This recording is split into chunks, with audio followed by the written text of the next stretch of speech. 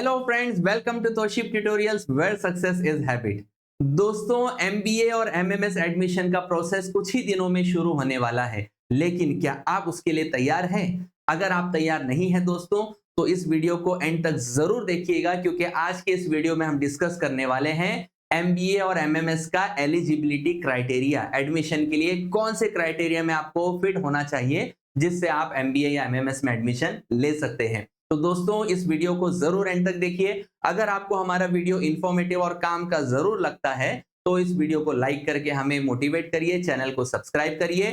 Tausif tutorial app को Google play store और Apple app store से डाउनलोड कर लीजिए, क्योंकि दोस्तों अगर आप अपने मनपसंद कॉलेज में एडमिशन लेना चाहते हैं तो आपको हमारे साथ जुड़ना होगा प्रो लेवल काउंसलिंग के साथ में। तो दोस्तों, इसी तरह से हमने व्हाट्सएप चैनल भी बनाया हुआ है। आपको इस वीडियो के डिस्क्रिप्शन में एक लिंक दिया जाएगा व्हाट्सएप चैनल का, उस पर क्लिक करके आप लोग हमारे साथ ज्वाइन हो जाइए, व्हाट्सएप पर भी, इंस्टाग्राम पर भी और यूट्यूब पर भी, ताकि आपसे कोई भी एडमिशन का अपडेट मिस ना हो जाए। तो चलिए दोस्तों, आज का वीडियो हम शुरू करते हैं। जो स्टूडेंट्स एमबीए या फिर एमएमएस के लिए यानी मास्टर ऑफ बिजनेस एडमिनिस्ट्रेशन या मास्टर ऑफ मैनेजमेंट स्टडीज में एडमिशन के लिए एनरोल करना चाहते हैं, अगर वो कैप प्रोसेस के लिए एलिजिबल होना चाहते हैं, तो उनको इन बातों का बहुत ज्यादा ध्यान रखना पड़ेगा। सबसे पहली चीज, आपके पास एक रिकॉग्नाइज्ड यूनिवर्सिटी का बैचलर्स डिग्री होना चाहिए, जो मिनिमम 3 साल का होगा।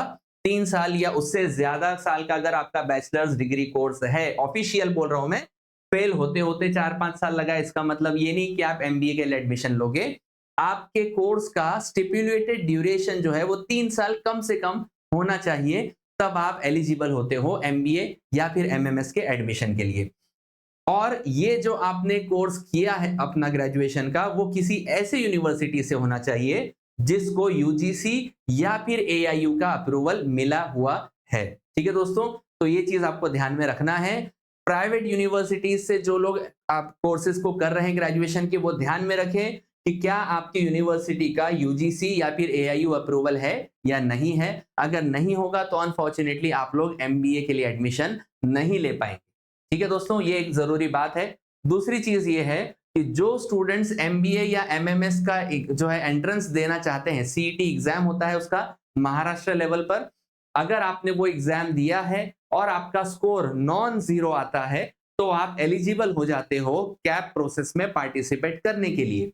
या फिर दूसरा जो क्राइटेरिया है, जो ऑल इंडिया कैंडिडेट्स के लिए होता है, वो स्टूडेंट्स ने ये जो दिए हुए कॉम्पिटिटिव एग्जाम्स है, जिसको करवाने वाले अलग अलग गवर्नमेंट बॉडीज हैं या फिर अलग अलग प्राइवेट इंस्टीट्यूशंस है, तो उन इंस्टीट्यूशंस का या उन गवर्नमेंट बॉडीज का उन्होंने एग्जाम देना चाहिए। कैट है, मैट हो गया, सी मैट हो गया, है ना, इसके अलग अलग जो है क्राइटेरियाज हैं। एक होता है all India institute of management studies या फिर इंडियन इंस्टीट्यूट ऑफ मैनेजमेंट, या फिर प्राइवेट कोई कॉलेज हो गया जैसे जेवियर्स इंस्टीट्यूशन।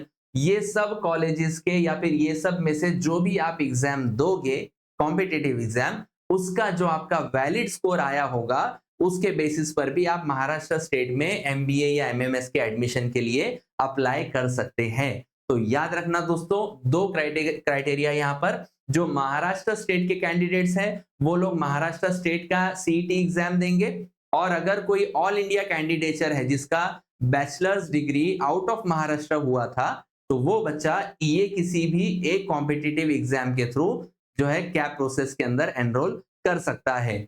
ऑब्वियसली दोनों क्राइटेरिया के लिए जो सीट्स का रिजर्वेशन है वो अलग होता है। इसके ऊपर भी हमने ऑलरेडी एक वीडियो दोस्तों बनाया हुआ है, जहां पर आपको बताया जाएगा कि महाराष्ट्र स्टेट कैंडिडेट्स के लिए 80 से 85% सीट्स रिजर्व रहते हैं, और नॉन महाराष्ट्र यानी ऑल इंडिया कैंडिडेट्स के लिए 20 से 15% के सीट्स रिजर्व्ड रहते हैं। तो जो बच्चे भी इसके लिए एनरोल करना चाहते हैं और इसके बारे में और डिटेल जानकारी पाना चाहते हैं, तो हमारे साथ में व्हाट्सएप चैनल में ज्वाइन करके रखिए। और अगर आपकी कोई भी क्वेरीज है, डाउट्स है, अगर आप अपने मनपसंद कॉलेज में एडमिशन लेने के लिए अच्छा और प्रॉपर गाइडेंस पाना चाहते हैं दोस्तों, तो हमारे तोशिप ट्यूटोरियल ऐप के ऊपर प्रो लेवल काउंसलिंग में हमारे साथ में ज्वाइन हो जाइए दोस्तों।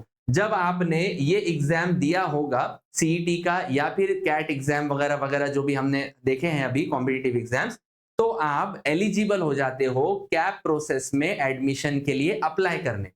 तो जब सेंट्रलाइज्ड एडमिशन प्रोसेस के अंदर आप आ गए तो बाय डिफॉल्ट आपका जो स्कोर है उसके बेसिस के ऊपर आपको एमबीए में किसी भी एक इंस्टीट्यूट में एडमिशन मिलेगा।